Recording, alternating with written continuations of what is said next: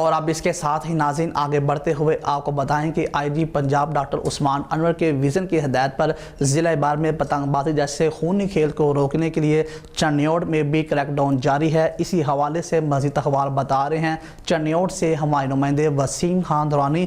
جی وسیم، یہ بتائیے گا کہ ڈی پی او چنیوٹ کی طرف سے کیا اقدامات اٹھائے جا رہے ہیں؟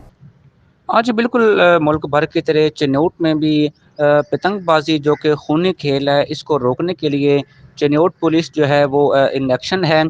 تھانہ سٹی پولیس نے چھاپہ مار کر پتنگ فروشوں کے قبضے سے 350 پتنگیں اور 35 کیمیکل ڈور جو ہے وہ برآمد کر لی گئی ہے۔ گرفتار ملزمان عابد علی اور محمد عثمان کے خلاف تھانہ سٹی میں کائٹ فلائنگ ایکٹ کے تحت جو ہے مقدمہ جو ہے وہ درج کر لیا گیا ہے۔ پتنگ بازی کی روک تھام کے لیے سرکل ڈی ایس پی کے زیر نگرانی اسپیشل ٹیمیں جو ہیں وہ بھی تشکیل دے دی گئی ہیں۔